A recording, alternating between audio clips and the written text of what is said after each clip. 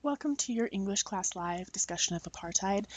What I'm going to do in this lesson is just kind of go over the timeline so you have an understanding of what was going on in South Africa that led up to apartheid and what was happening during apartheid. Colonization of South Africa begins in 1652 when Jan van Riebeeck, he represented the Dutch East India Company, established the Cape Colony at Cape Town. He soon issued land grants for the interior and brought in slaves from West Africa, from Malaysia and India, establishing effectively white superiority and dominance over all the other races that were in the region. Dutch farmers started to settle in South Africa. These people became known as the Boers. They would seize the land that was used by the indigenous people and create their own farms. So between the battles of the Boers and the smallpox that they brought with them, there was a lot of struggle that was happening. In 1806, the British actually seized Cape Colony and annexed it. And in 1809, the British decreed that the San and Khoi must work for white employers and placed restrictions on their travel. In the 1810s, the British missionaries arrived, and they criticized these racist practices of the Boers. They urged the Boers to treat the Africans more fairly, but the Boers believed that they were superior to indigenous Africans. A lot of the white Englishmen who were coming to the Cape Colony at this time began to be included in this kind of Boer classification. In the 1830s, in the hopes of escaping British rule, a lot of the Boers left Cape Colony and established an Orange Free State. The interior consisted of British colonies and protectorates, Boer republics, and tribal nations until 1867. In 1867, diamonds were discovered at Kimberley and mining began. The Africans were given the most dangerous jobs, naturally. They were paid less. They were housed in fenced and patrolled barracks. So this is really reminiscent of how we would treat animals, is we're going to keep them fenced in these barracks. The Africans were prevented from organizing for better wages, and their working conditions were horrendous. In the mid-1880s, gold was discovered in Transvaal, which, as we mentioned before, is the Orange Free State established by the Boers. This triggered a gold rush. Flashing forward quite a bit, in 1908, the Constitutional Convention was held to establish South African independence from Britain. There was an all-white government that decided that non-whites could vote, but could not hold office. Not a lot of people in the government objected to this. A few did, saying that it would be stable if they treated the majority of the population, which were the black Africans, better. In 1910, the Union of South Africa was born under the British Commonwealth. So this is the establishment of South Africa as a quasi-nation under the British Commonwealth. It banded together all of these British colonies and the Boer republics that had initially been independent. The South Africa Act is also passed, which takes away all political rights of Africans in 3 of the country's 4 states. The Native National Congress is founded in 1912, which later becomes the African National Congress. This is a political party that is organized by Africans for Africans in the struggle for civil rights. In 1913, the Native Lands Act is introduced that prevents blacks, except for those living in Cape Province, from buying land outside of their region, essentially creating reserves. Africans were only allowed to be on white land if they were working for white people. So essentially what this act did was it gave 7% of the country's land to the Africans, who made up over 80% of the population. A similar analogy would be if during the American expansion period we had put our Native Americans onto reservations. If they had made up over 80% of the population, it wouldn't have made sense. But that's what they were doing in South Africa. In 1914, the white African National Party was founded. A few years later, the Secret Brotherhood is established to advance the Afrikaner cause. Blacks were largely fired from jobs which were given to whites. This was a reflection of the early Depression era. Africans were educated at missionary schools. They attempted to organize to resist white rule and gain political power. These efforts did not go well because, as a majority, black Africans were illiterate. Their communication and access to communication was poor, and they had little access to money or other resources. By 1939, fewer than 30% of Black Africans are receiving any formal education, and whites are earning over 5 times as much as Africans. So again, we have this minority population really dominating society and subjugating the majority population. In 1936, the Representation of Voters Act is passed. This law weakens the political rights for Africans in some regions and allows them to vote for only white representatives. By 1948, urbanization and economic growth, thanks to World War II, fueled a lot of white fears that South Africa's racial barriers would collapse. This minority was terrified of losing power. So the White National Party introduces apartheid measures against blacks, Indian immigrants, and those of mixed race. Up to this time, there was a lot of, actually a surprisingly large amount of mixed race people. By 1950, the Population Registration Act is passed into law. This law classified people into 3 racial groups: white or European, colored, which meant mixed race or Asian, and Native African or black. Marriages between the races were outlawed in order to maintain racial purity. The irony of all of this happening right after World War II is pretty powerful. We had the Jewish Registration Acts in Germany, and we know where it led, and not 5 years later were they doing the same thing in South Africa. In 1941, the Group Areas Act is passed to segregate the different races. Specific communities were set aside for each of the races. The best areas and the majority of the land was reserved, obviously, for the whites.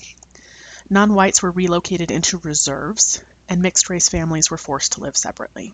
In 1951, the Bantu Homelands Act was passed. Through this law, the white government declares that lands reserved for black Africans are now independent nations. In theory, you're thinking this is a good thing. However, using this act, the government was able to strip millions of blacks of their South African citizenship and now force them to become residents of their new homelands. Much like if modern today, you wanted to travel to Canada, but you were stripped of your American citizenship, they're not going to let you in because you don't really have citizenship. So blacks are now considered foreigners in their own homeland in white-controlled South Africa. They needed passports to enter from their homelands into South Africa.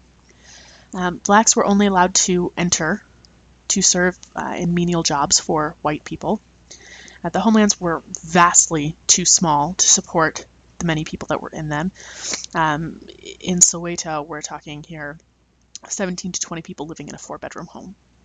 And remember, these people aren't citizens of South Africa, so they can't complain to the South African government, they can't participate in elections in South Africa, so they have no real way of changing the politics in South Africa. Again, in 1951, we start to see a lot of resistance. The African National Congress organized passive resistance to campaign against apartheid. It supported the idea that South Africa belongs to all who live in it, black and white, and no government can justify or justly claim authority unless it is based on the will of the people. This is where Nelson Mandela begins to rise to prominence. The government does not like what the African National Congress is doing, and they arrest people and they pass more repressive laws. In 1952, the Abolition and Passes and Coordination of Documents Act was enacted. So this is kind of a misleading thing. Basically what it does is it requires all Africans to carry identification booklets with their names, addresses, fingerprints, and these black Africans are frequently harassed for these passes. It says here from 1948 to 73, over 10 million Africans were arrested because their passes were not in order. You know, that could be a misspelling of their name to not having the right fingerprinting, ink colors. And so largely during this time period, burning your passbooks became a very common form of protest because people refused to be identified in this way.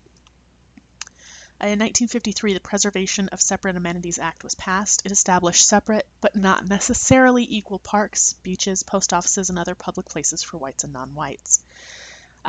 This timeline draws a really interesting parallel to what's happening in the United States at this time. Segregation was a very real thing in the United States, particularly in the South, and a lot of it is reflected here in the similarities with South Africa. In the United States, we tried to maintain the concept of separate but equal, so at least there was some sort of semblance or pretending that things were equal. We know historically that's definitely not true, but South African government didn't even attempt to disguise these things. In 1953 again, we had the Bantu Education Act passed by the all-white National Party. In this law, the white government supervises the education of all blacks. So it's interesting that the white government is taking an interest in black African education. However, what they do is try to dominate these black African students. They try to teach them to be subservient to white people. Non-whites cannot attend the white universities, and it's interesting because black Africans are not taught English in their schools. They're taught Afrikaans, which is a different language. So these black Africans aren't even taught a language where they can communicate with the majority of the white South African population. Another way of crippling them through education.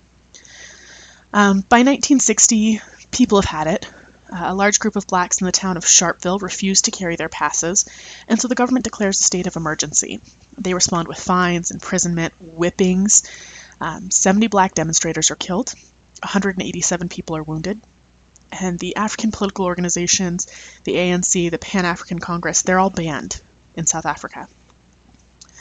In 1961, South Africa formally leaves the British Commonwealth and becomes their own independent republic. Now, this has a lot of interesting repercussions, particularly as we'll see later on in this timeline in the 80s and 90s. Nelson Mandela begins a new military approach to striving for equality, and they launch a sabotage campaign. There's a lot of international pressure gathering on the South African government because of how bad things are getting. And South Africa is actually excluded from the Olympic Games that year. In 1962, the UN established a special committee against apartheid to support a political process of peaceful change. So the international community has also begun to recognize how bad things are in South Africa, particularly as a result of the Sharpeville riots. In 1963, Nelson Mandela was jailed, and 1 year later he was sentenced to life imprisonment for inciting violence and inciting revolution against the government. By the time we get to the 1970s, resistance to apartheid has increased. Organized by churches and workers, whites are starting to join blacks in demonstrations, and people are really starting to see that there is no good reason for government to be segregated as it is. Also happening in the 1970s that we have 3 million people who are forcibly resettled into their black homelands, and there's more organization and people are getting really upset. By 1976, thousands of students in the black township of Soweto staged protests to demand that they be taught English rather than Afrikaans. Police fire into the demonstrators. This starts nationwide riots, and of course the white government responds with more repression. 500 protesters are killed during that year. As we come into the 1980s, we're considering a more modern era. People and governments around the world are beginning to launch international campaigns to boycott South Africa. Remember, by this time, for the most part, desegregation had happened in the United States. Segregation was no longer the norm. And so there is a lot of backlash for South Africa about apartheid and the way that these people are being treated. The international response begins to actually cripple the South African economy and the government. Also during the 1980s, in the government's attempt to repress a lot of this violence, hundreds of thousands of Africans are banned from white-controlled areas, but they ignore these laws. They seek work. So this is a form of civil disobedience, and these demonstrations and the protests, they continue to increase. By the late 1980s, countries around the world are increasing pressure on South Africa to end apartheid. As a result, some of the segregationist laws are repealed. So, for example, the segregation of public places is mostly relaxed and repealed. In 1990, we have President F.W. de Klerk, and the National Party lift the ban on the ANC, and Nelson Mandela is released from prison after 27 years of being incarcerated. De Klerk goes further and repeals the rest of apartheid laws, and he calls for a new constitution. So really, de Klerk was the right president at the right time. It would have been great if apartheid had been repealed earlier, obviously. And it's amazing to think that in the 1990s, this was still happening, that people were still segregated and treated poorly based on their race. In 1993, new elections are called and approved for a transnational multi-party government that is also multiracial. In 1994, elections are held, and the UN actually sends international observers to make sure that these elections are fair and truly representative of the people's will. Remember, 80% of the population had been subjected to white minority rule. So when 80% of those people now have access to elections and votings, they're probably going to vote for a representative government that will reflect the 80% population. And Nelson Mandela actually wins 63% of the vote in these elections and becomes really a national hero. He passed away recently, and he is considered one of the greatest heroes in South African history because he did so much to bring equality and to bring understanding and balance to a nation as it was coming out of a very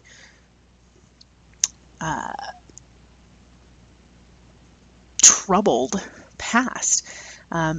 Mandela was definitely the right man at the right time for the right job. And nations around the world celebrated South Africa and the brief change it made from 1990 to 1994, repealing these laws and electing a black president was incredibly powerful, and that's the story of apartheid. If you have questions, let me know. Otherwise, I will see you in class.